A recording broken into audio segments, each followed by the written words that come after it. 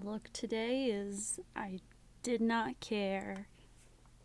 I really just didn't feel like doing my hair today. So you get the wig.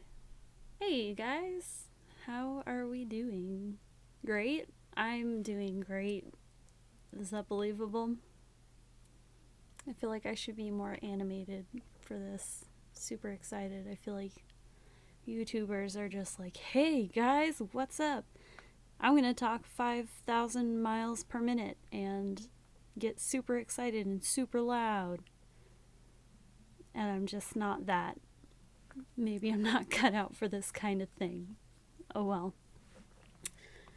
I have 4 books that I would like to talk about, and they were all pretty good.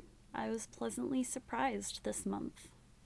So let's get into it. The first book I'd like to talk about is called Sick Bastards by Matt Shaw. The book is about a family that does terrible things. They are very, very sick bastards, and they are surviving after a nuclear attack. This one was pretty uncomfortable.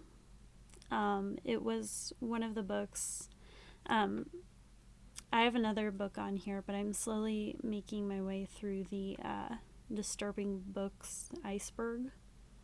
And this was one of the ones on there, so that's why I read it. It got pretty disturbing.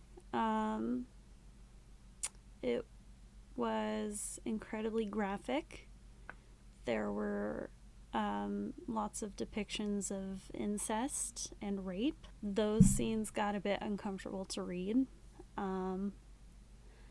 The twist ending was pretty interesting. Yeah, I don't want to talk about it too much here because I already have a video out that gives the entire breakdown of the book, so if it sounds like something that you're interested in, maybe check out that video. It's a really short read. I listened to it on Audible, and it was, I think, like 4 hours or something like that. It felt a little pointless, but I mean, I don't necessarily mind just art that's only out there for the sake of being art. Do I recommend it? If it were just this book, I'd probably say no. Like I said, it felt a little bit pointless, like existing just to exist, which, fair enough, fine, but I didn't see much point in reading it other than, being shocked, I guess. So anyway, if it were just this book, I'd probably say no, but it happens to be part of a trilogy. So there's also Sicker Bastards and Sickest Bastards. So I'm actually interested in reading those two to see where it goes. So hopefully it goes somewhere interesting, at least. The next book I read was called Don't Move by James S. Murray and Darren Wearmouth.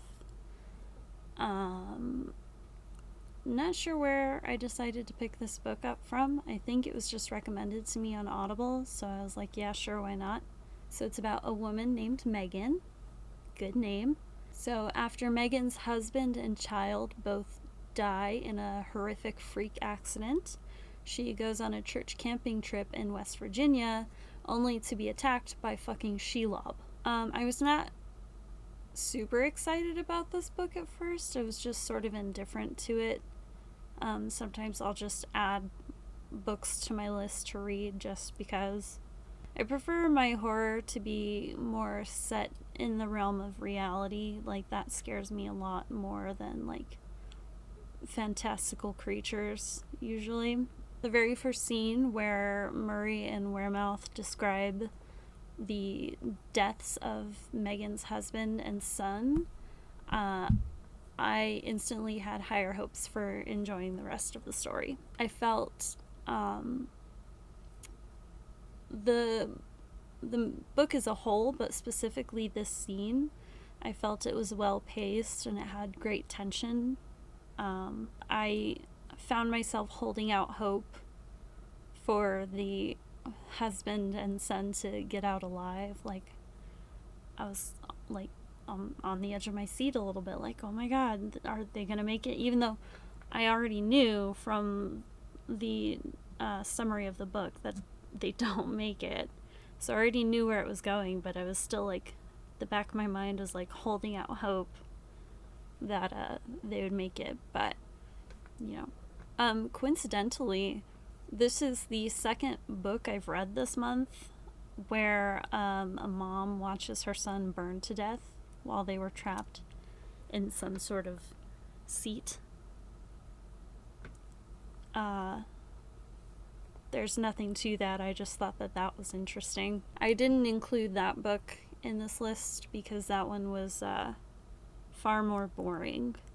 That was the only exciting part of that book. So I ended up enjoying this book a lot more than I thought that I would. Our protagonist, Megan, she wasn't some damsel in distress, but she also wasn't some, like, girl power, boss babe kind of lady either. So that was refreshing to see that she actually came off as a real human being. So that was cool. The dude in the book is basically Andrew Dice Clay, which I appreciated. I don't know if other people will, but I just thought it was hilarious. Oh, fun fact. There was this really jarring line in the book where Andrew Dice Clay, I don't remember his name, so I'm just gonna call him that. Andrew Dice Clay was like, what am I, on the set of Impractical Jokers or something? And I thought, that's a little weird. That was a strange line. And then, come to find out, the book was co-written by one of the dudes from Impractical Jokers. So, that was interesting. Would I recommend this book? Sure.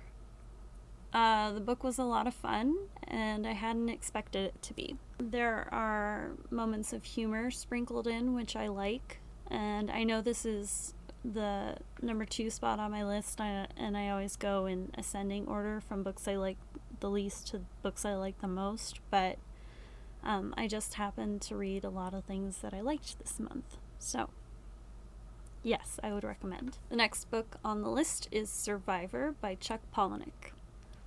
This is another reread. It's safe to assume that any book by Chuck Palahniuk is a reread for me.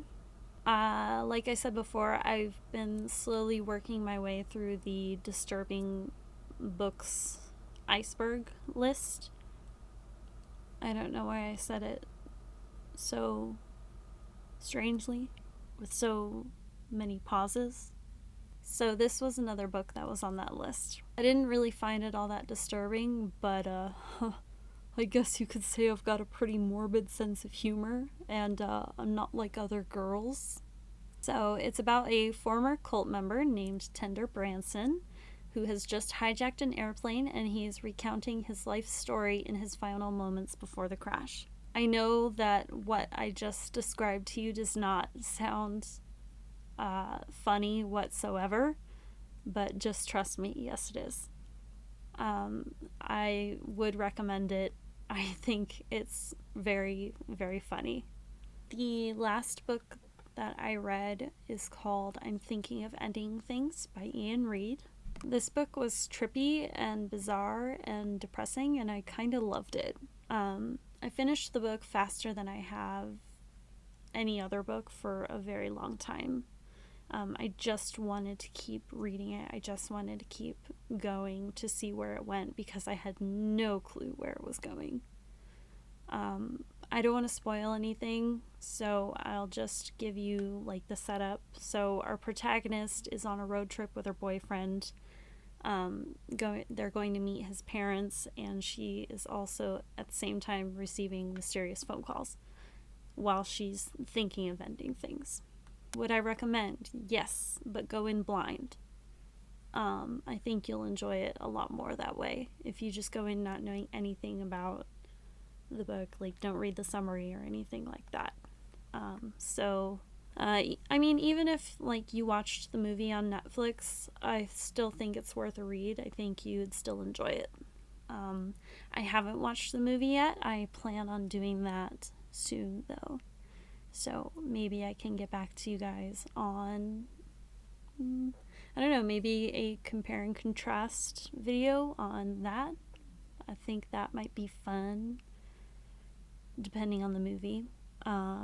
Those are, I read a couple more books besides these four, but they weren't really anything special, nothing exciting to talk about.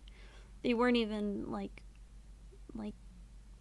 bad in like an entertaining way. They were just kind of boring. So these are the four that I felt like talking about. So next, probably in 2 weeks, in the next 2 weeks, I will have out another breakdown video.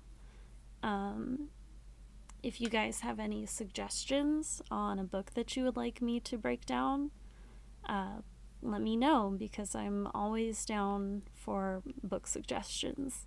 That's it. That's all I got today, guys. Thanks for watching. See you next time. Bye.